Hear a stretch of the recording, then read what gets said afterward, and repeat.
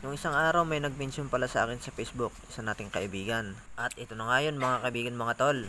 Yung kanyang dryer daw ay hindi masyadong umiinit at hindi natutuyo ang kanyang damit na dinadryer. At ito na nga, inspeksyon natin ang kanyang mga connection. At ayon nga sa may-ari at kwento niya sa atin, ay mula pa daw noong bagong install ay hindi na ganun kainit at hindi masyado natutuyo ang kanyang damit.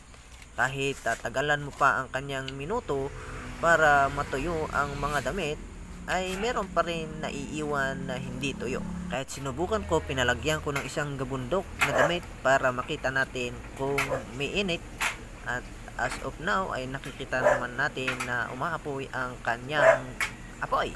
Kaya nga lang yung apoy namamatay agad, hindi siya tumatagal. Kaya mas minabuti ko na lang muna buksan yung unit at tignan kung anong kailangan linisan at tingnan kung ano pa ang ibang problema. Sa kasawiang palad, hindi ko pa siya napatino nung una kong punta. At doon na rin ako napaisip, ano ba talaga ang problema? At kinabukasan niya agad ay binalikan ko.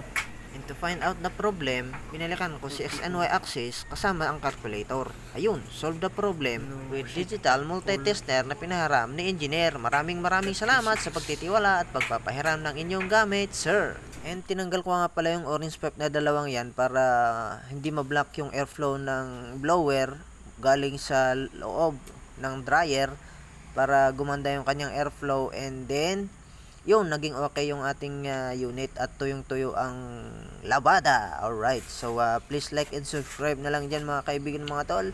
At pagkatapos natin naayos, nag-decide si madam na ilipat yung kanyang laundry. Alright.